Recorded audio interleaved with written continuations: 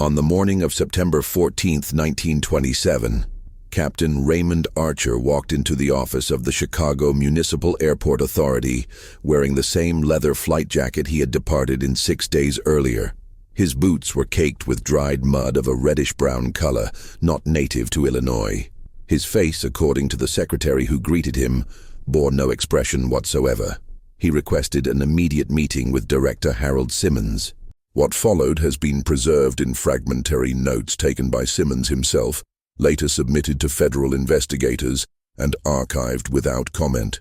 The conversation, as reconstructed from these notes, lasted no more than 12 minutes. "Where are your passengers, Captain? I need to file a report. Where are Mr. and Mrs. Dalton? I need to speak with legal counsel. Captain Archer, 2 people entrusted their lives to you. Where are they?" Silence.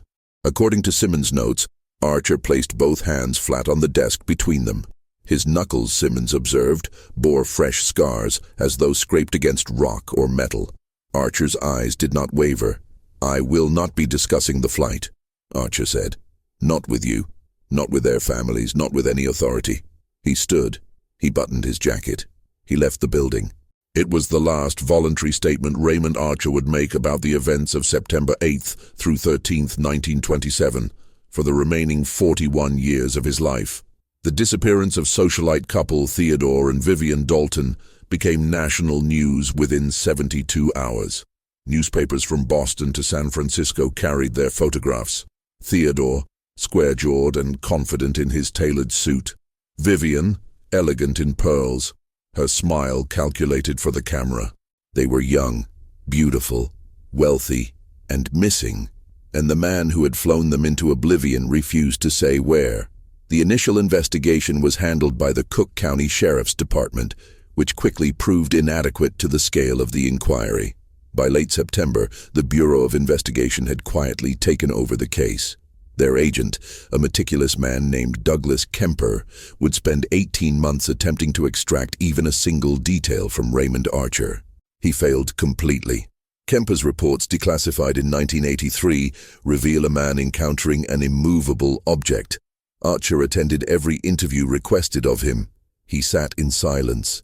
He answered only procedural questions: his name, his license number, his address. When asked anything regarding the flight itself, the route, the weather, the condition of the aircraft, the last words spoken by his passengers, he would look directly at the questioner and offer nothing. Not defiance, not evasion, silence. Subject exhibits no physiological markers of deception, Kemper wrote in one report. Pulse steady, breathing normal, maintains eye contact throughout. When pressed, he does not fidget, sweat, or display anger. He simply does not speak. It is as if he has surgically removed that portion of memory from his conscious ability to communicate. Vivian Dalton's mother, Margaret Ashford, was granted a private audience with Archer in November of 1927, mediated by Kemper in a neutral hotel room in Chicago. She brought with her a photograph of her daughter as a child. The meeting lasted 4 minutes. Mrs. Ashford placed the photograph on the table between them. She asked Archer if her daughter had suffered. Archer looked at the photograph. He looked at Mrs. Ashford. He said nothing. Mrs. Ashford began to weep. She begged him for any scrap of information, a location, a direction, a single word that might allow her to bury her child with dignity. Archer stood. He left the room. Mrs. Ashford would later tell a reporter from the Tribune that she had seen no cruelty in Archer's eyes. Only a kind of unbearable sadness and something else she could not name. He looked, she said, like a man keeping a terrible promise. By early 1928, the Dalton case had moved from front-page news to the realm of speculation and conspiracy. Theories proliferated. Archer had murdered them for money. Archer had crashed and, in shame, hidden the wreckage. Archer had delivered them to rum runners or white slavers. Archer himself had perished and been replaced by an impostor who knew nothing. None of these theories held weight under scrutiny. Archer's finances were examined and found unremarkable. He had not profited from the Daltons' disappearance. The aircraft he had flown, a modified Curtiss JN-4, tail number N447C, was never recovered. but neither was any wreckage ever discovered, despite extensive aerial surveys of the projected flight path. The Daltons' considerable estate remained in legal limbo, untouched by Archer, who had not even filed a claim for the outstanding balance of his contracted fee. He had simply flown them somewhere, returned alone, and chosen never to speak of it. In March of 1928, the Bureau of Investigation formally closed the case due to lack of evidence. Theodore and Vivian Dalton were declared legally dead in absentia in 1934. Raymond Archer was never charged with any crime. He returned to work. This, perhaps, is the most peculiar aspect of the entire affair. Raymond Archer did not flee. He did not change his name or seek anonymity in another state. He remained in Chicago. He continued to work as a contract pilot, ferrying mail, cargo, and occasionally passengers across the Midwest. His reputation, remarkably, survived. Those who flew with him after 1927 described a man who was competent, punctual, and silent. He did not engage in small talk. He did not drink with other pilots. He performed his duties with mechanical precision and disappeared the moment they were complete. Several former clients were interviewed in the 1950s by a freelance journalist named Paula Wexler, who was compiling an oral history of early aviation. Their testimonies are preserved in her unpublished manuscript, currently housed at the Smithsonian. One passenger, a grain merchant named Albert Finch, recalled flying with Archer in 1931. "I tried to make conversation," Finch said. "Asked him about the Daltons just to see what he'd say. He didn't even blink, just kept his eyes on the horizon. When we landed, he helped me with my luggage, shook my hand, and walked away. I felt like I'd asked him about a war he'd survived. You don't press a man like that." Another, a nurse named Eunice Holland, flew with Archer in 1936 to attend a family emergency in St. Louis. "He was kind," she remembered. "Not warm, but kind. He carried my bags. He made sure I was comfortable. But there was a distance in him, like he was always looking at something the rest of us couldn't see. I asked him once if he liked flying. He said, 'I used to.' That was all." By all accounts, Raymond Archer became a ghost in his own life, present, functional, and entirely absent. In 1945, Archer retired from flying. He moved to a small rented house on the outskirts of Evanston, Illinois, where he lived alone until his death in 1968. He never married. He had no children. His neighbors described him as polite and unremarkable. He kept a vegetable garden. He read extensively. He attended no church and joined no social organizations. He was, by all appearances, a man waiting. In his final years, Archer's health deteriorated. A young doctor named Christopher Lang treated him for emphysema and congestive heart failure. In an interview conducted in 1985, Dr. Lang recalled sitting with Archer during his last days in the hospital. "He was lucid until the end," Lang said. "I knew who he was, of course. Everyone in Chicago over a certain age knew the story. I asked him once, very gently, if there was anything he wanted to say, anything he wanted to leave behind. He looked at me for a long time. Then he said, 'I made a promise.' I asked him what kind of promise. He closed his eyes. He said, 'The kind you don't break, even when you're dying.'" Raymond Archer died on the morning of June 3, 1968. He was 74 years old. His will was brief and left his modest savings to the Salvation Army. Among his possessions, investigators found no journals, no letters, no photographs of the Daltons. They did find a single item of interest, a leather-bound logbook, standard issue for pilots of his era. Every flight he had ever taken was meticulously recorded. Date, departure, destination, passengers, cargo, weather conditions, except one. The page corresponding to September 8, 1927, had been carefully removed. Not torn in haste, but cut cleanly with a blade, so close to the binding that only a thin strip of paper remained. On that strip, in Archer's precise handwriting, were two words: "Forgive me." To understand the silence, one must first reconstruct the sound. The world as it was before Raymond Archer stopped speaking. In the summer of 1927, Archer was 33 years old, a veteran of the Great War, and a skilled aviator who had transitioned smoothly from military to civilian life. Unlike many of his peers, he had avoided the barnstorming circuit with its daredevil stunts and publicity-hungry performances. Archer preferred contract work, reliable, profitable, and private. He was known in aviation circles as a man you could trust with your life. This reputation was not built on charisma. Archer was not a natural salesman. Photographs from the period show a lean man of medium height with dark hair, a serious expression, and eyes that rarely met the camera directly. His colleagues described him as reserved but not unfriendly, competent but not boastful. He did not tell war stories. He did not exaggerate his abilities. He simply flew well, and people noticed. Among those who noticed were Theodore and Vivian Dalton. The Daltons belonged to Chicago's upper stratum, that rarefied world where wealth was assumed and taste was cultivated as a form of social currency. Theodore, 31, was the only son of railroad magnate Edmund Dalton, and had inherited both fortune and a talent for doubling it through strategic investments in steel and manufacturing. Vivian, 28, was the daughter of a prominent banker and had been raised in the kind of luxury that required no acknowledgement, because it had always simply existed. They were married in 1924 in a ceremony attended by governors, industrialists, and a Supreme Court justice. By all accounts, they were genuinely in love. Society columnists delighted in them. They were young, glamorous, and modern in their tastes. Theodore had a pilot's license, unusual for a man of his class, and owned a private aircraft, though he employed Archer to fly it when precision mattered. Vivian was photographed at gallery openings, charity luncheons, and horse races, always impeccably dressed, always composed.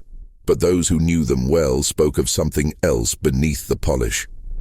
In a 1952 interview, Vivian's closest friend, a woman named Caroline Huxley, described the couple with unexpected candor. They weren't just in love, she said. They were conspiratorial, like they shared a secret the rest of us weren't in on. Theodore would say something innocuous at dinner, and Vivian would smile in this very particular way, and you knew they were communicating something entirely different. They had their own language. This sense of private intimacy extended to their relationship with Raymond Archer. Archer had flown the Daltons on 7 occasions prior to September 1927. The flights were meticulously documented in his logbook, which survived intact up until that final excised entry. The destinations varied: New York for business, Wisconsin for a holiday, Detroit for a family funeral. Each flight was logged with the same professional brevity: date, route, weather, duration. But there exists another source of information about these flights, one less clinical and more revealing. Vivian Dalton kept a diary. The diary was submitted to investigators in 1927 by Margaret Ashford, who had discovered it among her daughter's belongings. It was returned to the family after the case closed and remained in private hands until 1979, when Vivian's niece donated it to the Chicago Historical Society. Entries related to the flights provide a rare glimpse into the dynamic between the Daltons and their pilot. June 12, 1926. Flew to New York today with Theodore and Captain Archer. T insists on calling him Captain, though Archer seems embarrassed by the formality. He's a quiet man, but not cold. I think he simply finds most conversation unnecessary. There is something admirable in that. He does not pretend to be what he is not. Theodore trusts him completely, which is saying something, as T does not trust easily. October 3rd, 1926. Captain Archer joined us for dinner after today's flight. Theodore insisted. Archer was reluctant but gracious. He spoke briefly about the war, only when pressed, and changed the subject as soon as possible. I suspect he saw things he wishes he had not. He has the eyes of someone who has made difficult decisions. Theodore says that is precisely why he trusts him. April 17th, 1927. We encountered a storm over Michigan. Theodore was calm, but I confess I was afraid. Captain Archer did not speak except to tell us we would be landing early at a smaller airfield to wait it out. His voice was steady, almost soothing. He brought the plane down as gently as if we were made of glass. Afterward, Theodore shook his hand and said, "You're the best we've ever had." Archer looked uncomfortable with the praise. but I think he was pleased. These entries paint a picture of mutual respect, perhaps even affection. Archer was not merely an employee. He had become something more, a trusted figure in the Daltons' carefully curated world, which makes what happened next all the more incomprehensible. The flight of September 8, 1927, was not supposed to be remarkable. According to interviews with Theodore Dalton's business associates, the trip had been planned for weeks. The Daltons were flying to a private hunting lodge in northern Minnesota, owned by a colleague of Theodore's. The lodge was remote, accessible only by seaplane or logging road, and the Daltons had arranged to spend a week there in seclusion, a rare escape from their demanding social calendar. Theodore had specifically requested Raymond Archer for the flight. He had in fact refused 2 other available pilots, insisting that only Archer would do. Theodore was particular about that, recalled James Merritt, a business partner, in a 1928 deposition. He said Archer was the only one he'd trust with Vivian in rough country. He didn't mean it as an insult to other pilots. He knew Archer wouldn't take unnecessary risks. That mattered to him. The departure was scheduled for dawn on September 8th. Weather reports for the route were favorable. Clear skies, light winds, excellent visibility. Archer had flown the route twice before and knew it well. The aircraft, the Curtiss JN-4, had been inspected and certified airworthy 3 days prior. Everything was routine. Theodore and Vivian arrived at the airfield at 5:47 a.m., 17 minutes ahead of schedule. They were seen by 2 ground crew members, both of whom were later interviewed extensively. Their testimonies are consistent. Theodore was in high spirits. He joked with the crew, complimented the morning weather, and helped load the luggage himself despite there being no practical need to do so. Vivian was quieter, but smiling. She wore a traveling coat of dark green wool and carried a small leather case, which she kept with her rather than stowing it with the rest of their belongings. Archer arrived at 6:02 a.m. He performed his pre-flight inspection without speaking, circling the aircraft methodically, checking fuel, control surfaces, engine components. Theodore approached him during this process. One of the ground crew, a man named Lewis Kettering, recalled the exchange. Mr. Dalton walked up to Captain Archer and said something like, "Beautiful morning for it, don't you think?" Archer looked up, nodded, and said, "Should be smooth flying." That was it. Dalton smiled, clapped him on the shoulder, and walked back to his wife. I remember thinking they looked, I don't know, happy, like people heading off on an adventure. At 6:14 a.m., all 3 boarded the aircraft. Archer in the pilot's seat, Theodore and Vivian in the 2 passenger seats behind him. The engine started cleanly. Archer taxied to the runway, received clearance from the tower, and lifted off at 6:19 a.m. The weather was perfect. Visibility extended for miles. The aircraft climbed smoothly into a pale blue sky. Louis Kettering stood on the tarmac and watched them disappear to the north. It was the last time anyone saw Theodore and Vivian Dalton alive. In the years following the disappearance, investigators and journalists alike attempted to reconstruct the Daltons' state of mind in the days leading up to the flight. Was there evidence of distress, financial trouble, marital discord, some hidden motive for vanishing? The answer, in every instance, was no. Theodore's business affairs were examined exhaustively. His finances were sound. His investments were performing well. He had no debts, no scandals, no enemies who might wish him harm. Colleagues described him as optimistic about the future, engaged in long-term projects, and actively planning expansions of the family enterprise. Vivian's social circle was similarly scrutinized. Friends and acquaintances reported no signs of unhappiness, depression, or conflict. Her last public appearance, a luncheon benefiting a children's hospital, had been 3 days before the flight. Attendees remembered her as gracious and engaged, laughing at jokes, asking thoughtful questions, showing no indication that anything was amiss. The Daltons' household staff were interviewed. The couple's butler, a dignified older man named Arthur Pembroke, testified that the Daltons had seemed excited about the trip. Mrs. Dalton was singing in the hallway the evening before they left, he recalled. Mr. Dalton was in the study, going over maps of the area. They were looking forward to it. I would stake my reputation on that. Even Vivian's diary, in the entries leading up to September 8th, conveys nothing but anticipation. September 5th, 1927. 3 more days until Minnesota. I can hardly wait. Theodore has promised we will do nothing but walk in the woods and read by the fire. No parties, no obligations, no performances. Just us. Captain Archer will fly us up on Thursday. I am glad it will be him. I trust him to get us there safely. September 7th, 1927. Packed today. I brought far too many books as usual. Theodore teases me, but I know he has done the same. We leave at dawn. I feel the way I did as a child before Christmas, giddy and impatient. This will be a perfect week. I can feel it. These are not the words of someone planning to disappear. They are the words of someone looking forward to the future. Which raises the question, what happened between the morning of September 8th and the afternoon of September 14th that changed everything? Raymond Archer knew, and he would never say. The reconstruction of the flight itself is an exercise in frustration, built from fragments, educated guesses, and the maddening gaps left by Archer's silence. What is known with certainty is this. Raymond Archer departed Chicago at 6:19 a.m. on September 8, 1927, with 2 passengers aboard, bound for northern Minnesota.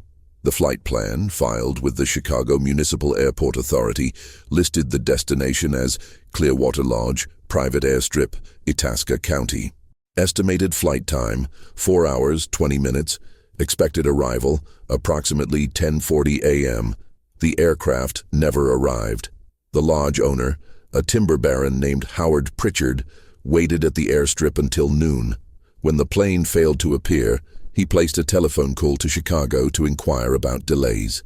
He was told the aircraft had departed on schedule and that no issues had been reported.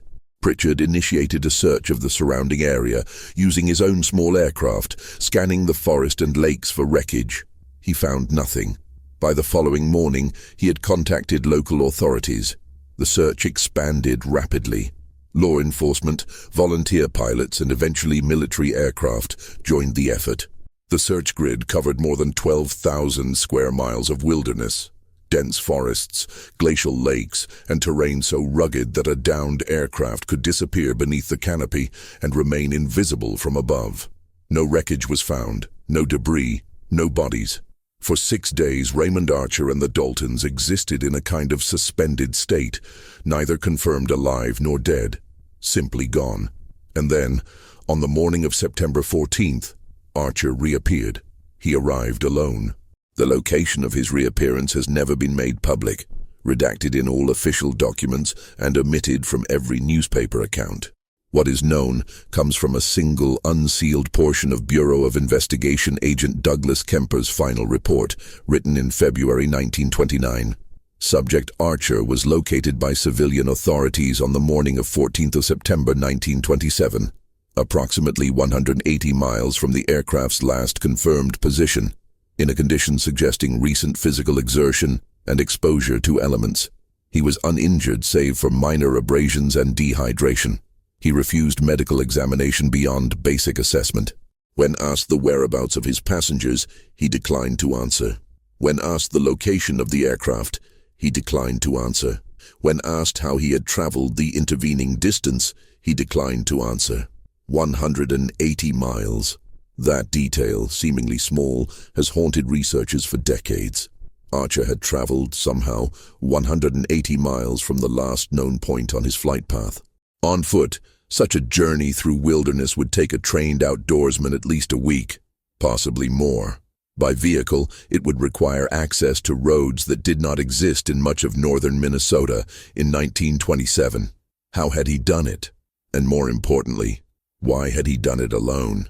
A journalist named Victor Landis, writing for Harper's in 1931, attempted to trace Archer's route backward using the limited information available. Landis interviewed farmers, trappers, and rural residents across northern Minnesota and Wisconsin, searching for anyone who might have seen a man matching Archer's description in mid-September 1927. He found 2 potential sightings, both unconfirmed. A trapper named Emil Torvald claimed to have seen a man in a leather jacket walking along a logging road near the town of Bemidji on September 12th. He looked lost, Torvald recalled. But when I asked if he needed help, he just shook his head and kept walking. Didn't say a word. I figured he was a drifter and didn't think much of it. A shopkeeper in the village of Park Rapids reported selling bread and canned goods to a man who looked like he'd been through hell on September 13th. He paid in cash, didn't talk, and left immediately. I asked him if he was all right, and he just nodded. There was something in his eyes, though, like he'd seen something awful and was trying to forget it.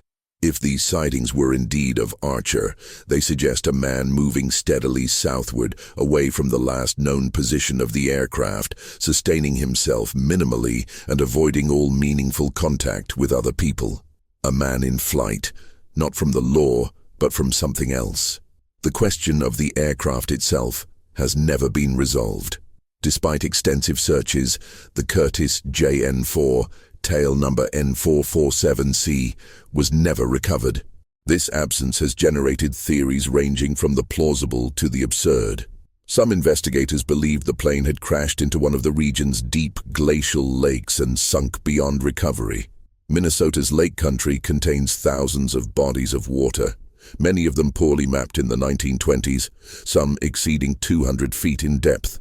A small aircraft disappearing into such a lake could easily elude detection. Others theorize that Archer had deliberately destroyed the wreckage, perhaps burning it or dismantling it and scattering the pieces to prevent discovery.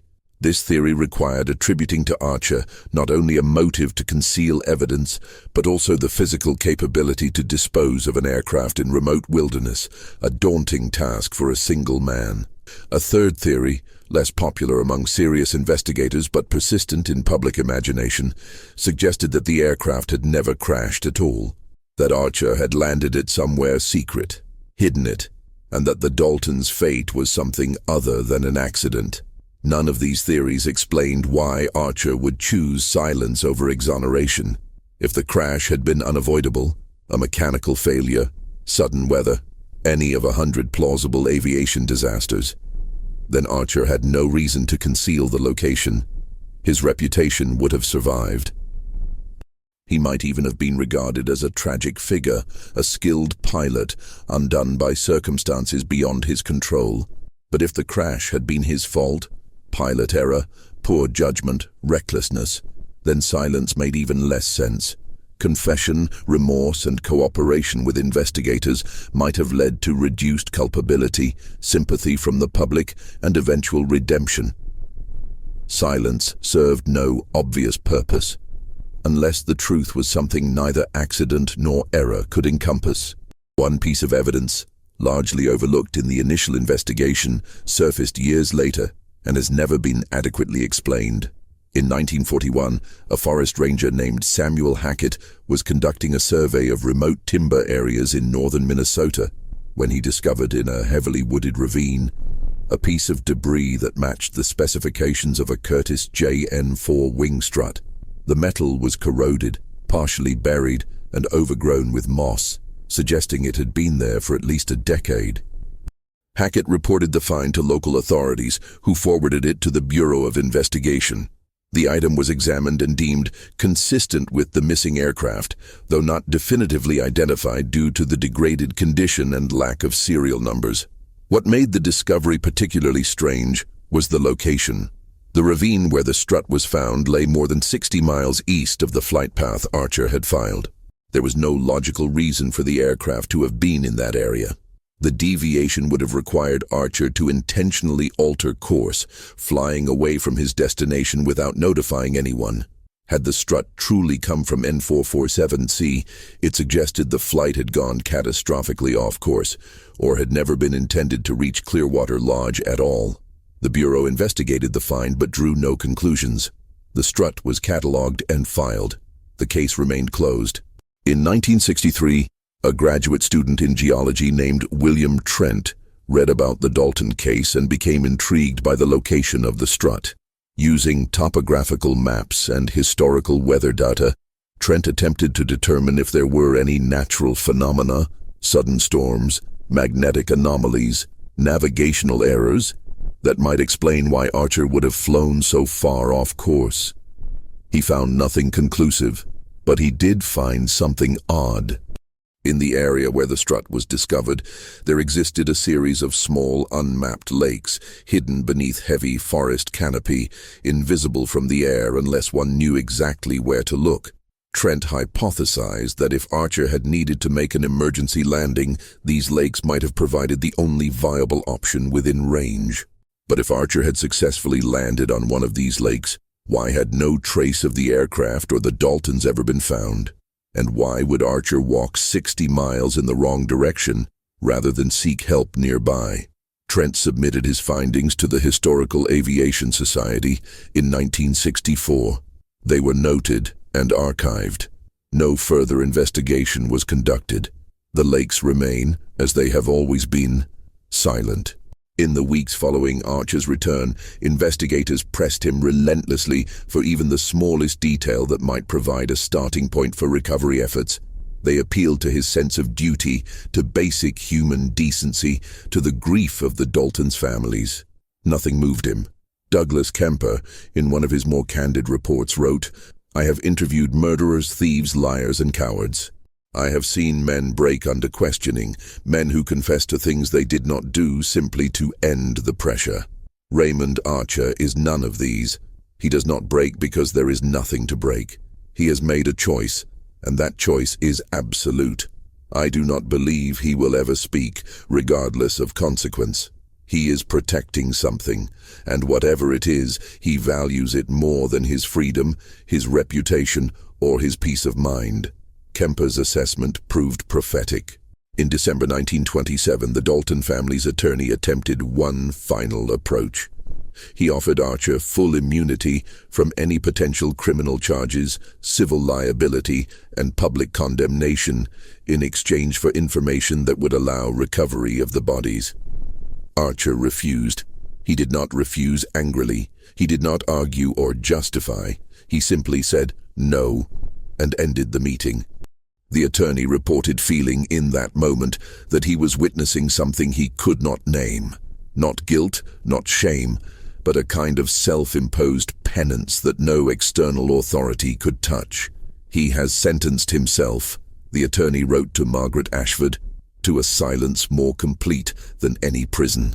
The years following Raymond Archer's return were marked by a peculiar social phenomenon, the gradual transformation of a man from suspect to ghost. In the immediate aftermath, Archer was a figure of intense public scrutiny. Newspapers speculated wildly. Strangers accosted him on the street, demanding answers. He received threatening letters, religious tracts urging confession, and at least one poorly conceived attempt at blackmail by an individual claiming to have witnessed the crash. The blackmailer was quickly discredited and arrested. Archer endured all of it in silence. He did not hire an attorney to defend his reputation. He did not issue statements or grant interviews. He did not flee Chicago or seek refuge in anonymity. He simply continued to exist, moving through the world with the quiet determination of a man fulfilling an obligation no one else could see. And gradually, astonishingly, the world lost interest. By 1930, the Dalton disappearance had faded from front-page news to the realm of cold cases and cocktail party curiosities.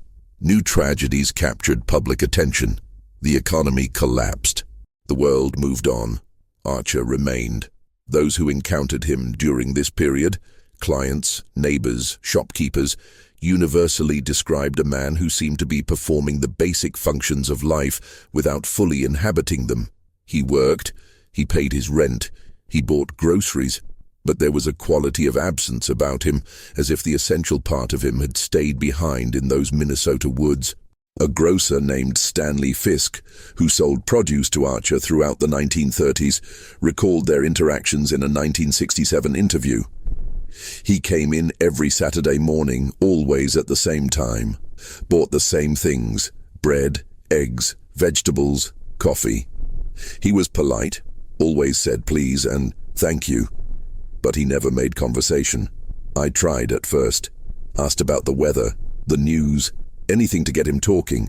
He'd answer in one or two words and then just wait, like he was waiting for me to finish so he could leave. After a while, I stopped trying. It felt cruel to push him. This pattern repeated across every aspect of Archer's life. He became a fixture in his neighborhood, recognized but not known, present but not engaged. Children who grew up on his street in the 1940s remembered him as the quiet man who lived in the blue house and never smiled. He was not rude. He was not hostile. He was simply unreachable. The question of why Archer chose to remain in Chicago has puzzled researchers. Logic would suggest that relocating, starting fresh in a city where no one knew his name or his history, would have eased the burden of his notoriety. Yet he stayed, living within 5 miles of the airfield where the Daltons had boarded his aircraft, as if proximity to the scene of his silence was itself a form of penance. Dr. Ellen Vasquez, a psychologist who has studied the case extensively, offered one interpretation in her 2003 monograph, The Weight of Silence: Psychological Profiles in Historical Mysteries. Archer's decision to remain in Chicago suggests a man who refused to allow himself the comfort of escape. He could have disappeared, started over, allowed the passage of time and distance to soften the edges of what he carried. Instead, he chose to live in the shadow of his refusal, to be reminded daily of what he would not say. This is not the behavior of a guilty man seeking to avoid consequences. This is the behavior of a man punishing himself for something no external authority could judge. If Vasquez's interpretation is correct, then Archer's entire post-1927 existence was an act of sustained atonement, though for what precisely remains maddeningly unclear. Archer's interactions with the families of the Daltons were limited but telling. Margaret Ashford, Vivian's mother, made 3 documented attempts to contact Archer after their initial silent meeting in 1927. The first was a letter, sent in 1929, pleading for any information that might allow her to hold a memorial service for her daughter. Archer did not reply. The second was a telephone call, placed in 1933. Archer answered, listened in silence as Mrs. Ashford spoke, and then quietly hung up. The third and final attempt occurred in 1940.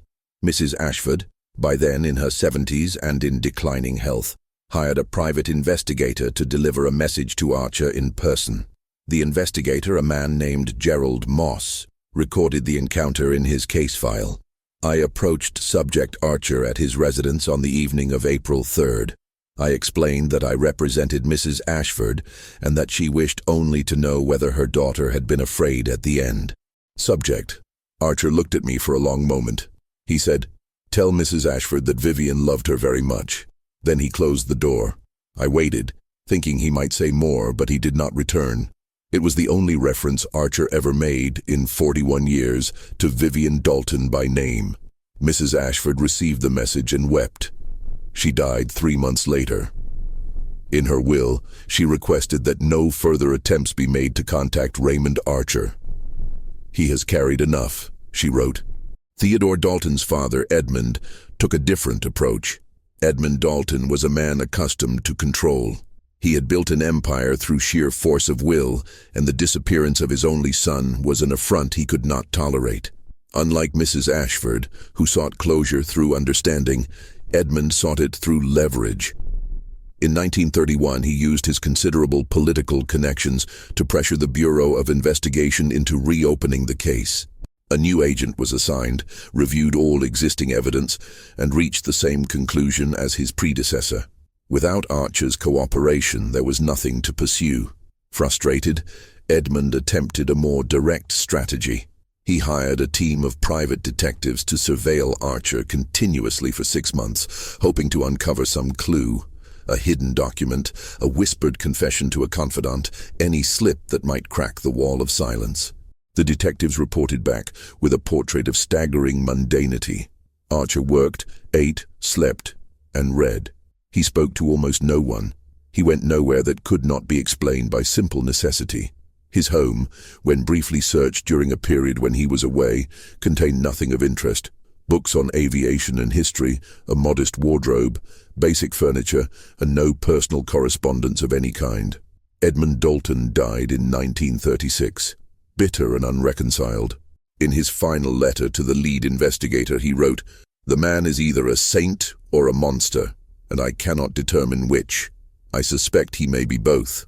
Public perception of Archer shifted subtly over the decades.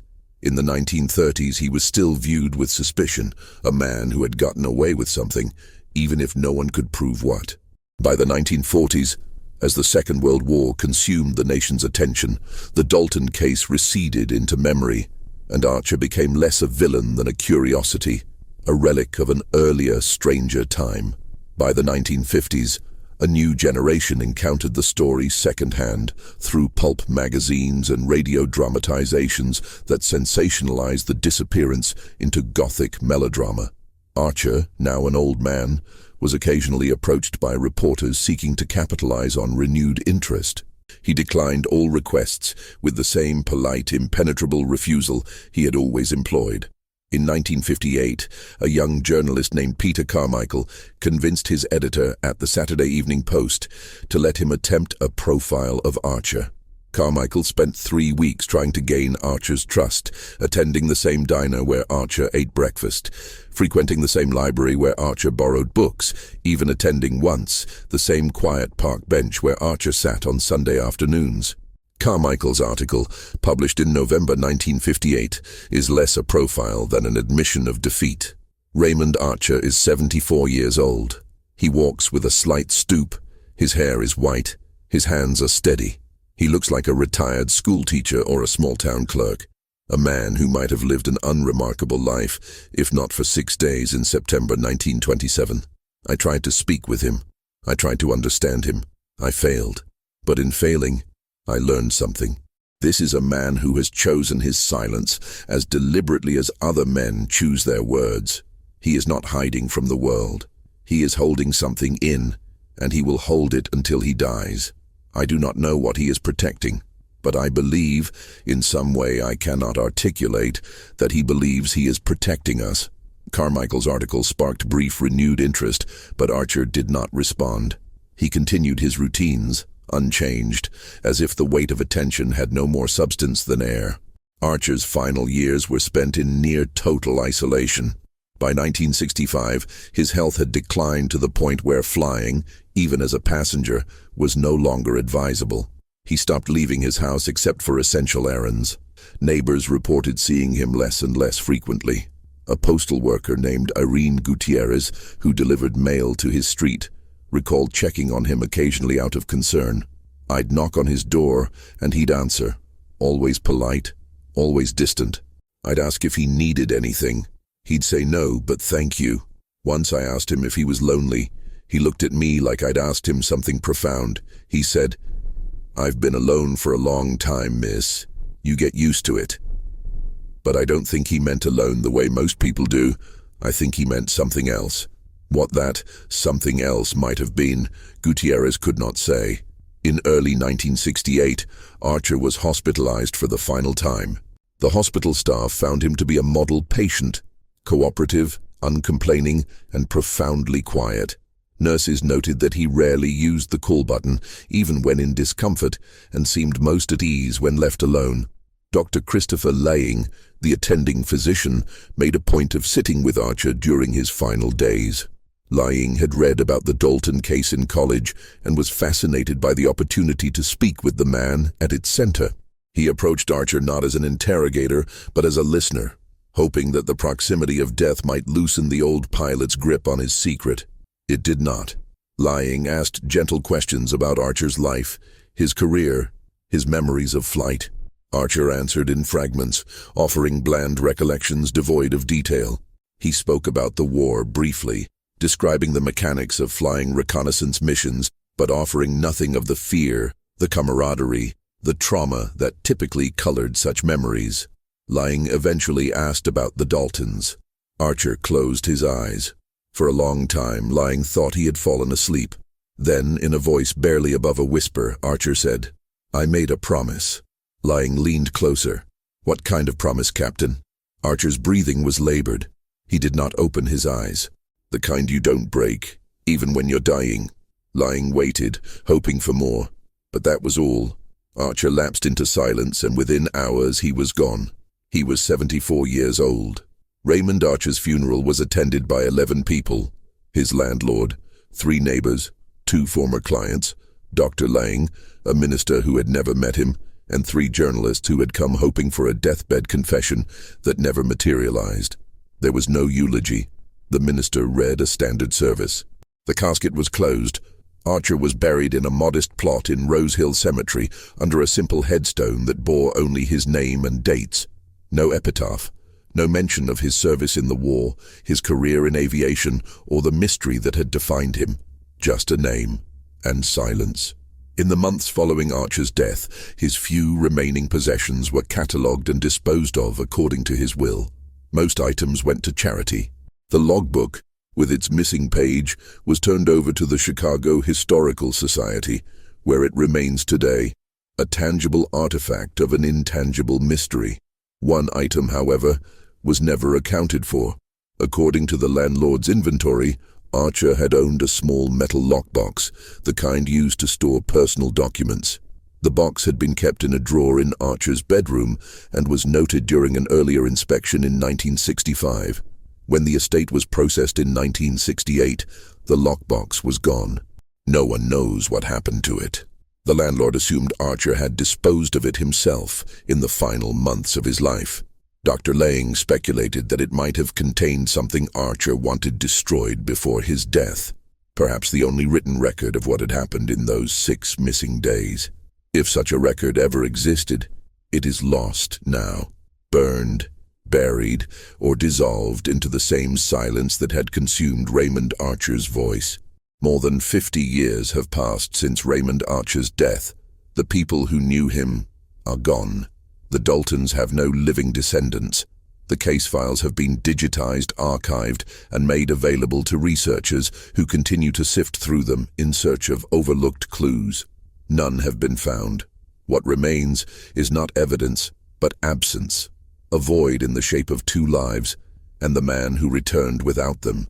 Theories persist, as they always do. Some believe Archer was guilty of negligence or worse, that the crash was his fault, and shame kept him silent. But this theory struggles against the weight of his character. Every account, before and after 1927, describes a man of meticulous competence. His war record was exemplary, his civilian flying was without incident.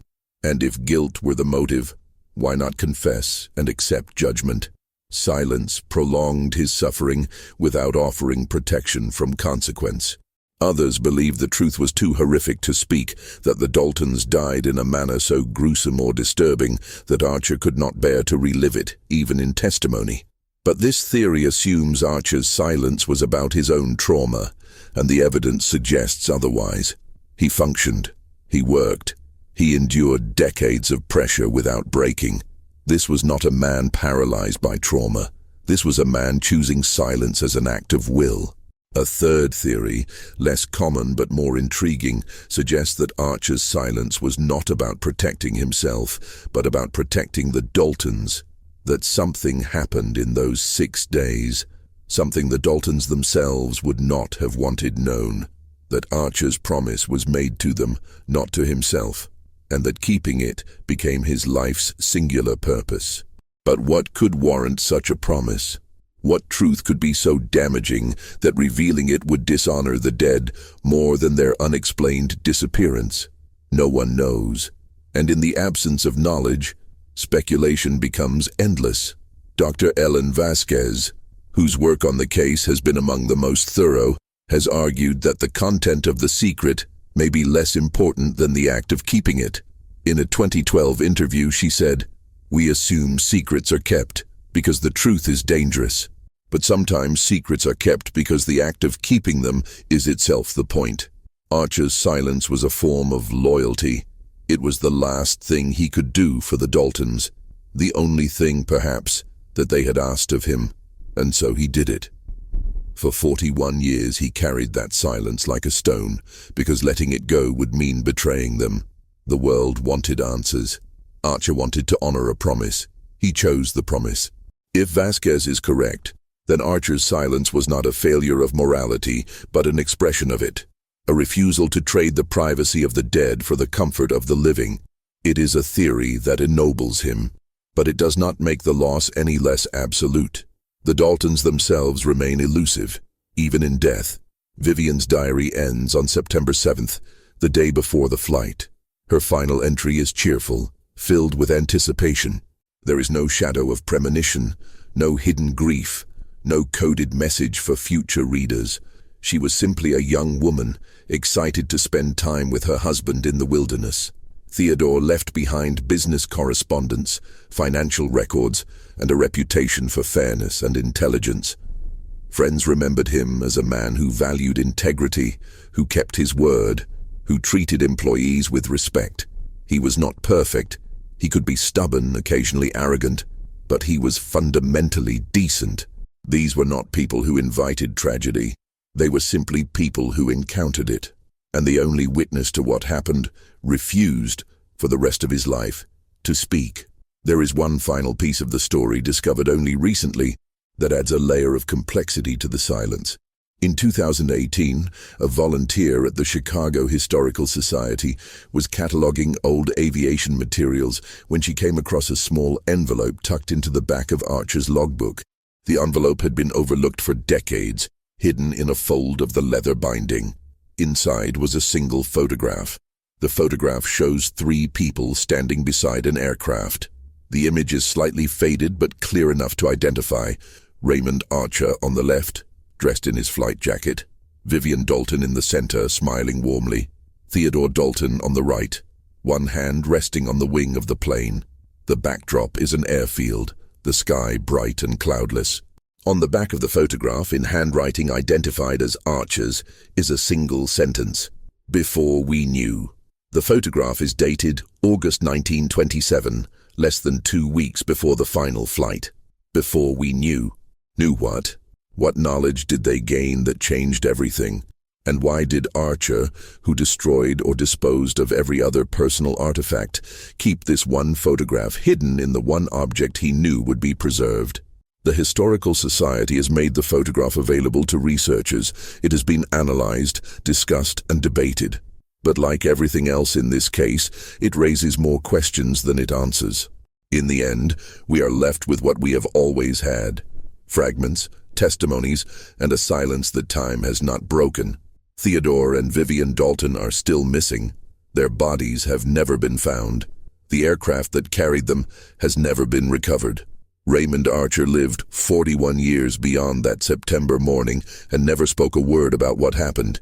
He died protecting something, a promise, a truth, a memory, that he valued more than his own peace. We do not know what it was. We will never know. And perhaps that is the point. Perhaps the silence was not a failure of transparency, but a last act of grace. Perhaps Archer understood that some truths do not belong to the world, even when the world demands them. Perhaps he carried that knowledge alone because carrying it was the only kindness left to give. Or perhaps it was something else entirely, something darker or stranger, or more mundane than we can imagine. We search for answers because we are human, and humans need closure. But Raymond Archer's life is a reminder that not all stories end with resolution. Some end with a door closing quietly, and a man walking away, and the sound of footsteps fading into silence. The Daltons are gone. Archer is gone. The wilderness that swallowed them remains, as it has always been, vast, indifferent, and silent. And the secret, if it ever truly existed, has gone with them into the dark.